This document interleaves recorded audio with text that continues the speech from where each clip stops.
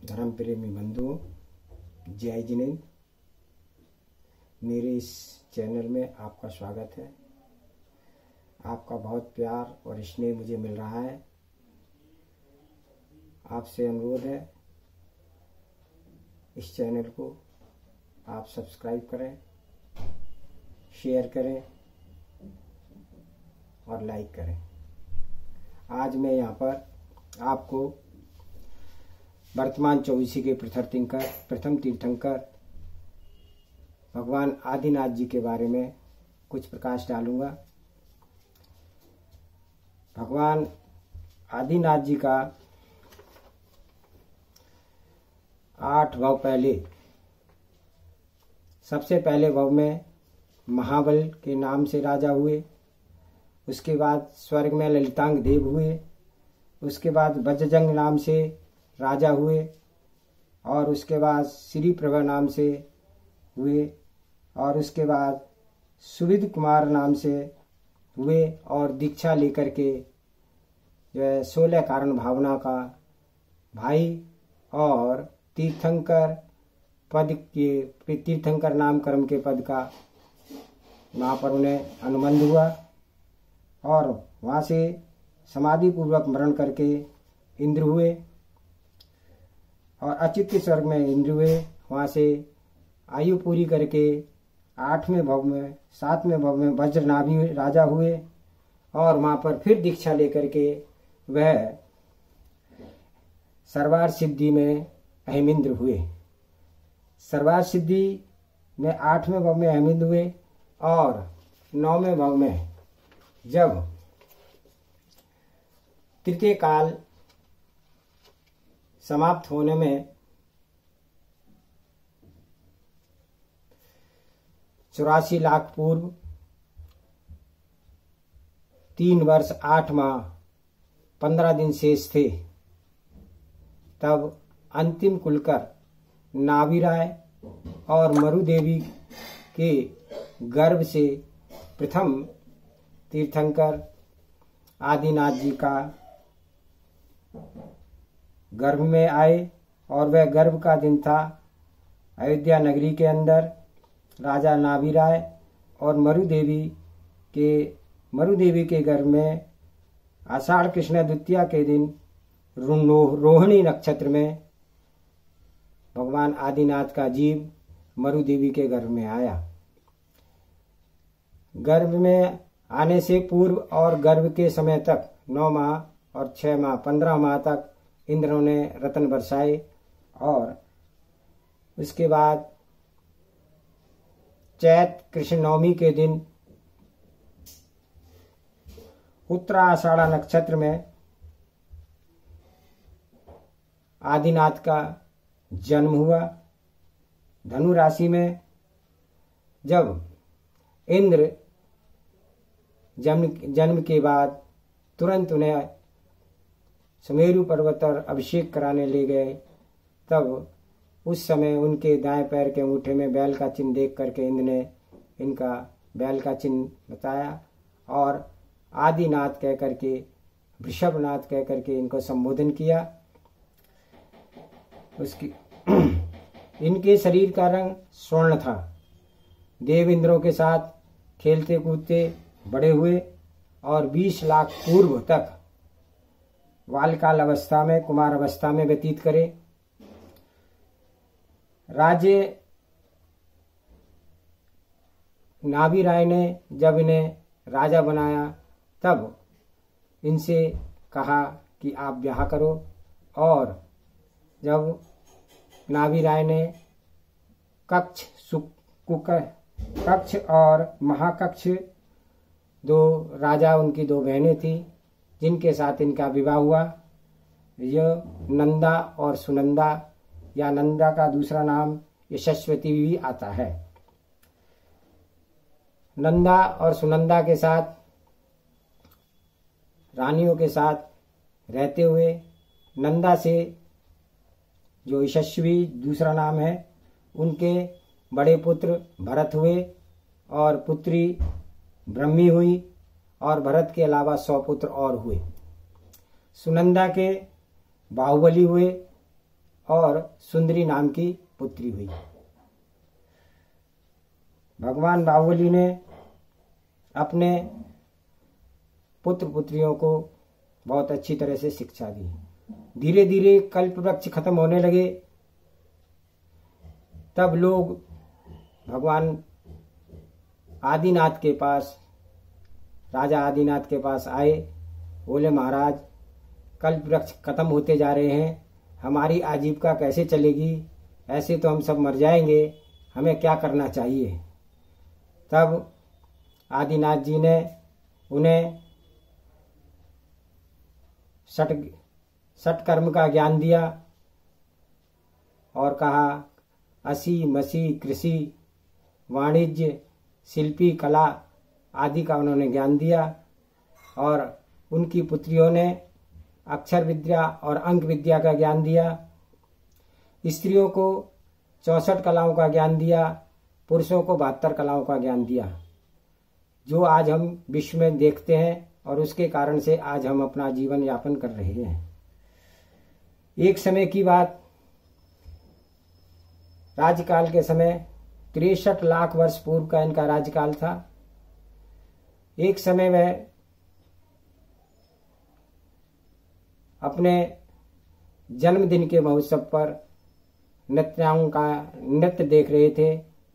इंद्र की अप्सराएं आकर के, इंद्रलोक से अप्सराएं आकर के नृत्य कर रही थी। एक अप्सरा बहुत ही अच्छा नृत्य कर रही थी और जिसका नाम नीलांजना था। नृत्य करते करते उसकी आयु पूर्ण हो गई और वह विलीन हो गई। उनका ध्यान इतना था कि किसी अन्य को पता नहीं चला, लेकिन उनको पता चल गया कि यहाँ नृत्यांगना बदल गई है। और तभी उनको वैराग हो गया, ओहो, ये जीवन तो मेरा ऐसे ही निकल जाएगा, ये तो जीवन तो समाप्त होना ही है। यह सोच करके उन्होंने अपने पुत्रों को बुलाया और अयोध्या का राज भरत को दिया और पोदनपुर का राज बाहुबली को दिया और दीक्षा के लिए निकल पड़े। सुदर्शन पालकी में बैठा करके मनुष्य और इंद्र उन्हें सिद्धार्थ वन में दीक्षा के लिए ले गए और वही दिन, जिस दिन जन्मदिन था उसी दिन उनकी दीक्षा हुई। और वही नक्षत्र भी वही था जिस नक्षत्र में उनका जन्म हुआ था, उत्तराषाढ़। बड़ के पेड़ के नीचे पंचमुष्टि के स्नोच करके उन्होंने दीक्षा धारण की। उनके साथ 4000 राजाओं ने भी दीक्षा धारण की। आदिनाथ जी 6 महीने का संकल्प लेकर के तप करने बैठ गए। अन्य जो राजा थे वह सब उनकी इस स्थिति को देख करके विचलित हो गए। उन्होंने 2-4 दिन तो उनके साथ तप किया, लेकिन उसके भूख प्यास से विचलित हो गए और उन्होंने तरह तरह के धर्म वहां पर चलाए, जो आज हिंदू धर्म के रूप में देखे जाते हैं। इसके पश्चात 1000 वर्ष तक वह तप किया उन्होंने। लेकिन जब प्रथम तप के से 6 महीने के बाद उठे, तब उन्हें कोई आहार देने की विधि नहीं जानता था। इस कारण से वह आहार के लिए रोज निकलते, लेकिन कोई विधि नहीं जानता था, इसलिए कोई आहार उनका नहीं हुआ। पहुंचते पहुंचते हस्तिनापुर नगरी पहुंचे। राजा श्रेयांश ने जैन दिगंबर मुनि को देखा तो उन्हें देखते ही उन्हें अपना पूर्वभव याद आ गया और पूर्वभव याद आते ही उन्होंने दिगंबर मुनि का प्रग्रहण किया और 404 दिन के बाद उनका प्रथम आहार राजा श्रेयांश ने कराया और इक्षु रस से प्रथम आहार किया। और वही दिन जो है अक्षय तृतीया का दिन बन गया। अक्षय तृतीया मतलब अक्षय दिन है। उस दिन हम कोई भी कार्य करते हैं तो उसमें सफलता हमें अवश्य प्राप्त होती है। उसके पश्चात 1000 वर्ष तक वह मौन तपस्या करते रहे और उसके पश्चात फागुन कृष्ण 1000 वर्ष के बाद फागुन कृष्ण एकादशी के दिन पूर्णिमान नगर में पूर्णिमना नगर के अंदर वट वृक्ष के नीचे उनको केवल ज्ञान की प्राप्ति हुई। केवल ज्ञान की प्राप्ति होते ही कुबेर ने भगवान का समूषण लगाया। समूषण 12 योजन था। योजन की बातें करते हैं तो कई उसमें बातें आती हैं। किसी शास्त्र में वर्णन है कि आधुनिक रूप से योजन 4 किलोमीटर का है और वैसे और योजन 2000 किलोमीटर का भी है और 6000 किलोमीटर का भी है। तो इस जगह क्षेत्र के हिसाब से अलग अलग है। तो हम यहाँ पर अपने इस श्लोक की बात कर रहे हैं। इस श्लोक के अंदर जो योजन 4000 किलोमीटर 4 किलोमीटर का एक योजन यानी 12 योजन यानी 48 किलोमीटर चारों तरफ 48 किलोमीटर चारों तरफ का गोल घेरा हम लगा लेते हैं तो वह एक योजन हमारा 12 योजन का समूषण बनाया। समूषण में केवल ज्ञान होते ही अष्ट प्रातिहार प्रस्तुत हुए और अष्ट प्रातिहार के बाद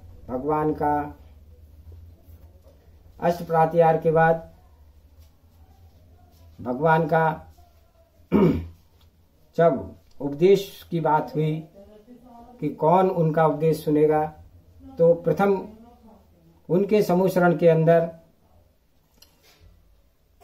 उनके पुत्र वृषभसेन प्रथम गणधर हुए। 84 गणधर उनके थे। उनमें प्रथम सर्वश्रेष्ठ गणधर उनके पुत्र वृषभदेव हुए जिन्होंने मुख्य रूप से और प्रथम श्रोता उनके पुत्र भरत हुए और प्रथम श्राविक आरिका उनकी पुत्री ब्रह्मी हुई। उनके समूषण के अंदर 84 गणधर थे। केवली मुनि 20,000 थे। अवधिधारी मुनि 9,000 थे। विक्रिया रिद्धिधारी मुनि 20,600 थे। विपुल ज्ञानधारी मुनि 12,750 थे। आरिका 3,50,000 थी। श्रावक 3 लाख थे और श्राविका 5 लाख थी। रिद्धिधारी मुनि 84,000 थे और उनके शिष्य 60,900 थे। समूषण में उनका समूषण 1 लाख वर्ष तक चला। जगह जगह समूषण जाया और धर्म की प्रभाव न हुई। उनके समूषण 1 लाख वर्ष चला। मोक्ष जाने से 14 दिन पहले उन्होंने समूषण को छोड़ दिया और कैलाश पर्वत पर जाकर माघ कृष्ण चतुर्दशी के दिन योग निरोध किया और माघ कृष्ण चतुर्दशी के दिन कैलाश पर्वत से मोक्ष की प्राप्ति की और सिद्धालय में जाकर के विराजमान हो गए। पद्मासन की अवस्था में उन्होंने मोक्ष की प्राप्ति की। उनके साथ 10,000 केवली भी मोक्ष गए। आज हम आदिनाथ भगवान के उन्हीं सिद्धांतों के कारण अपना जीवन यापन कर रहे हैं। यह जो मानव धर्म की प्रेरणा युगों से चली आ रही है, आज लोगों ने उसको बदल दिया है और तरह तरह के धर्म चला करके अपने आप को भ्रमित कर रहे हैं और इस मनुष्य जन्म का सार जो मोक्ष की प्राप्ति है, जन्म मरण से छुटकारा पाना है, उसको भूल गए हैं।